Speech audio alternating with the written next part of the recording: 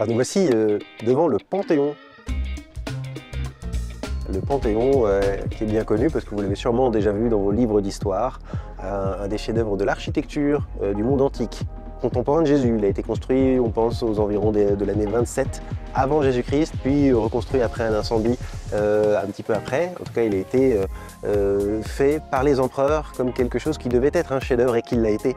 Parce que pendant 1500 ans, le Panthéon a été le plus grand dôme construit sur la planète. Peut-être dans l'univers, on ne sait pas. Pour l'univers, en tout cas, dans le monde connu, c'était le plus grand dôme pendant 1500 ans. Vous imaginez les talents d'architecte qu'il a fallu pour pouvoir faire tenir, puis aussi évidemment la synergie de technologie et de désir d'élévation qu'il y a eu pour y arriver.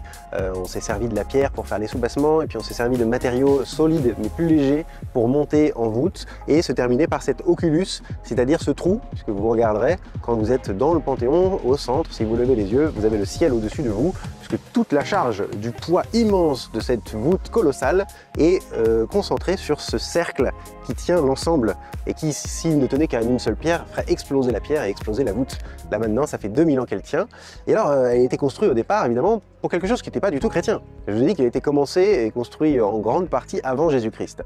Donc Panthéon, comme son nom l'indique, hein, Théon c'est Dieu et Pan c'est tous. Donc construit pour tous les dieux, pour être un lieu où tous les dieux sont priés, vénérés, etc.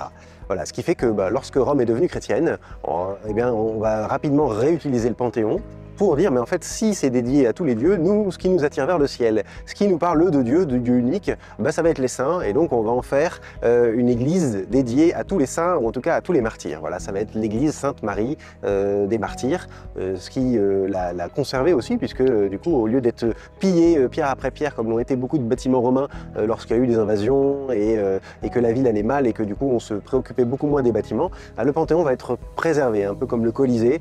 Si vous allez regarder des lieux qui n'ont pas été préservés, comme le Cirque Maxime, il ne reste pas pierre sur pierre, mais pas une pierre sur une autre, hein. Vraiment, il ne reste plus rien, parce que comme ce n'était pas un lieu qui a été protégé par les chrétiens, ou en tout cas par le fait qu'il y a eu quelque chose en lien avec les chrétiens, il a été détruit, pillé, démoli et pas reconstruit. Alors le Panthéon, quand vous y entrez, c'est toujours impressionnant, parce que vous êtes dans ce grand bâtiment rond qui nous entoure, qui nous parle de la vie des saints, qui nous parle de l'histoire du monde, et qui nous rappelle qu'effectivement, il y a des choses qui viennent du monde païen qui peuvent être très belles et très bonnes, et qu'on peut ensuite orienter pour qu'elles disent quelque chose de beau sur d'autres choses. Vous voyez, tout n'est pas forcément mauvais dans ce qui nous entoure, au contraire, il y a des choses belles et grandes chez des gens qui ne pensent pas comme nous, qui font pas comme nous, et qu'on peut tout à fait reprendre. Le Panthéon, en fait, à Rome, c'est un peu l'inverse du Panthéon à Paris, parce que le Panthéon à Rome, c'est un temple païen qui a été transformé en église, et le Panthéon à Paris, c'est une église qui a été transformée en un temple, entre guillemets, des grands hommes de la République. C'est deux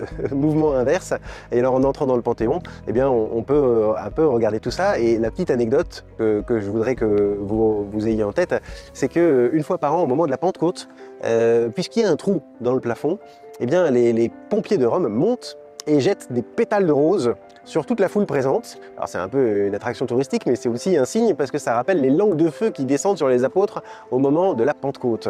Alors c'est un beau signe, vous verrez peut-être des photos de ce moment-là, vous pourrez peut-être voir aussi des vidéos si vous allez chercher.